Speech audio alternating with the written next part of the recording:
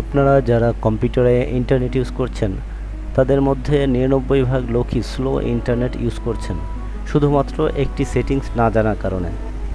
আর এই সেটিংসটি জানা থাকলে ফাইল শেয়ারিংও খুব দ্রুত হয়। তাই আসুন 1 মিনিটে এই সেটিংসটি জেনে নেই।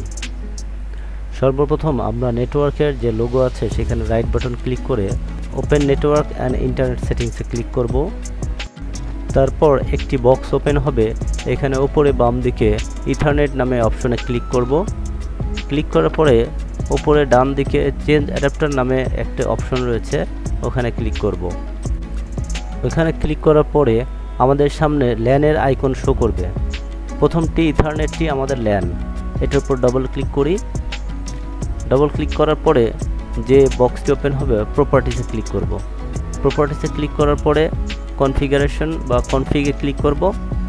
কনফিগারেশন বক্স ওপেন হবে, এখান থেকে অ্যাডভান্সে ক্লিক করব। অ্যাডভান্সে ক্লিক করার পরে বাম দিকে নিচের দিকে লিঙ্ক স্পিড নামে একটি অপশন রয়েছে, ওইটিতে ক্লিক করব। এখানে ডান দিকে অটো নেগোসিয়েশন নামে একটি অপশন চালু রয়েছে, যার কারণে আমাদের ইন্টারনেট স্পিড স্লো হয়ে থাকে। আমরা অটো নেগোসিয়েশন বাটনে ক্লিক করব।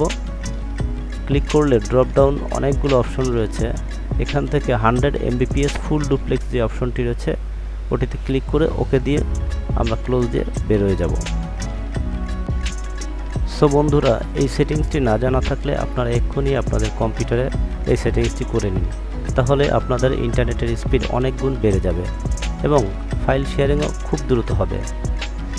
তা সবাইকে আজকের ভিডিওটি দেখার জন্য অসংখ্য ধন্যবাদ জানিয়ে আজকে এখানেই শেষ করছি। আল্লাহ হাফেজ।